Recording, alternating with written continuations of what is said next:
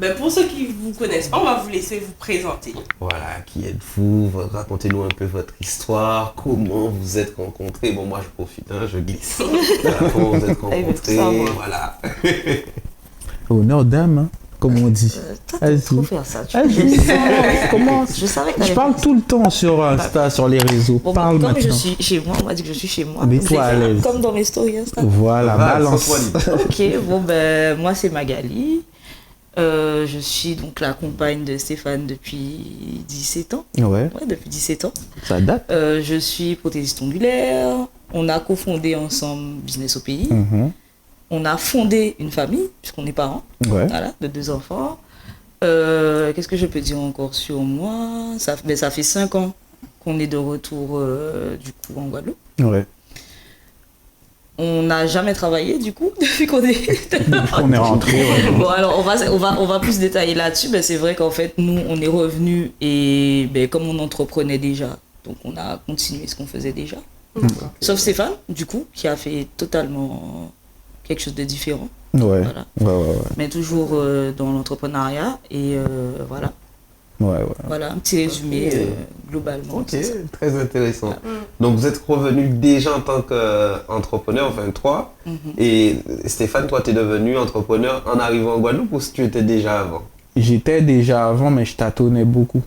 Donc ça veut dire que ok. avant d'arriver ici, justement, c'est dans ce cadre-là qu'on accompagne les gens aujourd'hui avec mon associé sur justement la connaissance de soi. Donc moi, j'ai cherché justement le business qui allait avec moi, mais je me connaissais pas encore.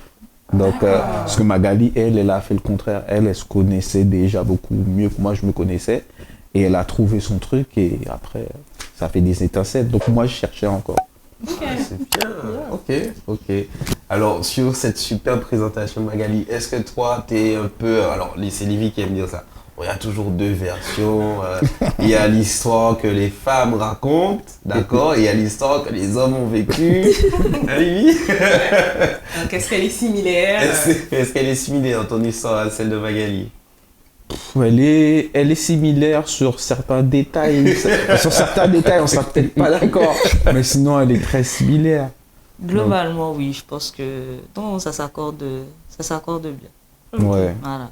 C'est vrai que avant qu'on revienne, tu avais déjà essayé beaucoup de choses. Donc on avait fait des merch, on avait lancé un peu une marque. Ouais.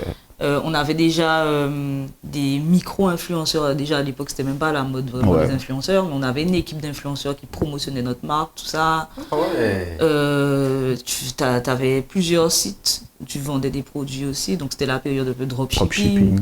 Ah ouais. Donc voilà. Donc Stéphane, lui, il touche un peu à tout. Pas peur d'essayer. Ah non, alors là. Et ça, en fait, c'est très clivant par rapport à ce qu'on entend. Moi, je l'entends souvent. Parce que dans notre position de coach, etc., parce qu'on est aussi coach, on accompagne des gens à notre niveau, mais justement à gérer leur argent, et plus même pour les amener au niveau de l'indépendance financière. Et on a souvent cette idée, moi je vois ça en Guadeloupe, que on a un peu peur d'essayer. On se dit, ah oui, mais est-ce que tu es sûr que ça a fonctionné? Il y a des choses peut-être que tu sais pas, tu vas perdre ton argent, tu vas... Et quand j'entends un peu votre histoire, Stéphane, toi, t'as pas eu peur. T'as ôté les barrières, t'as foncé. Ouais, j'ai ôté les barrières parce que j'avais une pression aussi. J'ai ôté les barrières quand j'ai arrêté mon taf. J'étais manager dans un quick et j'ai fait une rupture conventionnelle parce que j'en pouvais plus de ce travail, tu vois. Et après, j'avais 1 an, tu vois, t'as les allocs où il y a un truc pendant 1 an que tu touches. Et si genre t'as pas retrouvé une activité, que t'as pas fait quelque chose de sérieux, mais c'est coupé, t'as plus d'argent, tu vois. Donc t'as la pression. Donc je suis rentré chez moi, j'ai ouvert mon ordi et j'ai juste tapé business en ligne ou business, j'oublie ce que j'ai tapé. Et j'ai trouvé plein de business, tu vois. Donc je me suis dit, bon, je vais essayer ça.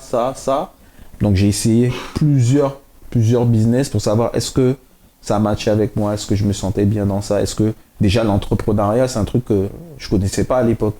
Donc comment devenir entrepreneur, j'ai pas eu de parents, j'ai pas eu d'amis, j'ai eu personne pour m'apprendre à devenir entrepreneur. Donc je partais d'une page vraiment vide, de zéro. Et je m'inspirais aussi beaucoup de Magali, tu vois. Parce que Magali, elle avait déjà trouvé son truc. Elle commençait déjà à avoir les automatismes d'un entrepreneur. Donc elle avait ses clients, elle gérait son planning, elle n'avait pas autant de clientes maintenant. Maintenant, je suis obligé de la partager avec ses clientes. Elle avait son stock, elle commandait ses produits, etc. Elle gérait ses marges, elle parlait déjà en mode chiffre d'affaires, bénéfices. Ah ouais. C'est important, ça. Donc pendant qu'elle était sur le terrain, moi je me formais. Ok. Donc je me formais à devenir l'entrepreneur et je lui donnais des tips et elle m'inspirait sur ce qu'elle faisait. Donc on s'entraidait aussi déjà sur ce point-là. Ok. Attends. Moi, j'entends qu'il y a quand même un échange de bons procédés, là. Exact. Ouais. Il y a de la communication business. Mm. Tu vois, qui est ancrée dans le couple, là. Ouais. Ah, c'est- Ouais. Et c'est vrai que même si, bon, tu te dis, ouais, j'étais lancée, je m'étais trouvée et tout, mais c'est vrai que j'avais un peu peur quand même. Ah ouais? Ouais, j'avais peur et c'est vraiment Stéphane qui était la motivation. Non, mais vas-y, fais-le. C'est bien ce que tu fais, c'est lourd, continue. Ouais, mets ça sur les réseaux, va sur Instagram, va sur Facebook à l'époque. Ouais. Cherche des clients comme ça, fais des pubs. Lui, tout de suite, en fait, le côté plus stratégique dans la création du business, c'était lui. Ça veut dire, c'est lui qui me disait, ouais, il y a un truc, maintenant, tu peux faire de la pub sur Facebook, fais ci, fais ça. Mets en place ton agenda en ligne. Donc, c'est Stéphane, tu vois. Cette partie-là, c'était lui, c'est pas moi. Moi, j'allais continuer mes petits SMS. Voilà. Donc, c'est vrai qu'on se fait un peu des petites passes comme ça. Il y a des trucs où moi, je comprends mieux sur l'administratif. Voilà, compter l'argent, tout ça. Ça, c'est... Les riches, voilà. Donc là, ça Les sera choses plus qui comptent, des ouais. choses importantes comme ça. Je vais vraiment être à cheval dessus. Et lui, tout ce qui est stratégie, un peu plus business, un peu plus avec les êtres humains, tu vois.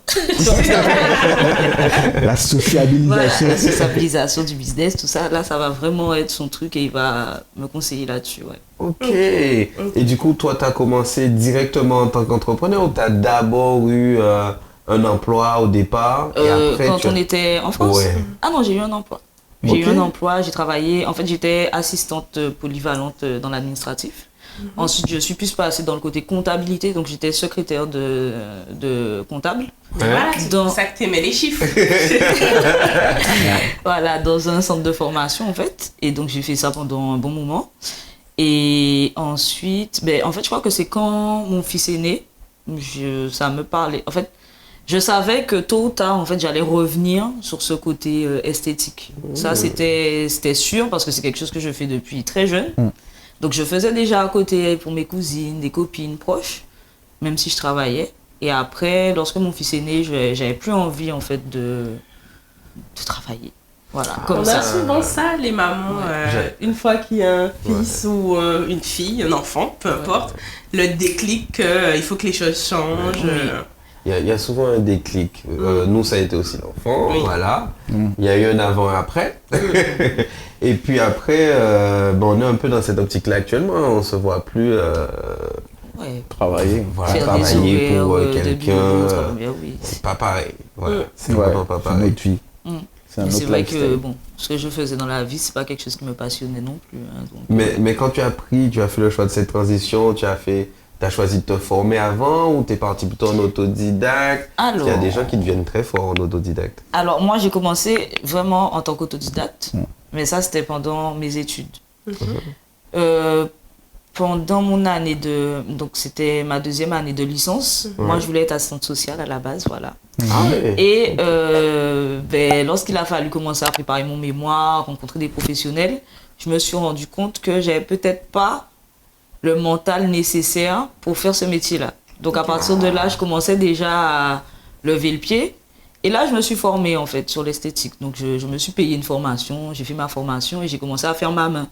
Mais t'es en France, moi, mes parents, c'est pas des bourgeois, pas des que je paie mon loyer, que je me débrouille en fait. Donc petit à petit, j'ai commencé à travailler, faire de l'intérim. Et en fait, c'est comme ça en fait que je suis tombée dans le secrétariat, l'administration, la compta. C'est comme ça en fait. D'accord, ok. Voilà. Un parcours un intéressant. peu atypique, mais ça fait que voilà. Mais du coup, vous avez fait combien de temps en Hexagone? 11 ans. 11 ans, ouais. Ah 11 ans, ah ouais. 11 ans. Ok. Ça a été long. Oh non, pour reprendre le terme, l'exil. L'exil, L'exil. 11 ans d'exil, ouais. Ok. Et du coup, mais quelles ont été vos motivations pour pouvoir revenir en Guadeloupe? La vérité, le Covid. Ah ouais. En vrai, on avait prévu de rentrer en 2025. Ouais, c'était Donc en 2020, on se disait, ouais, 2025, c'est bon.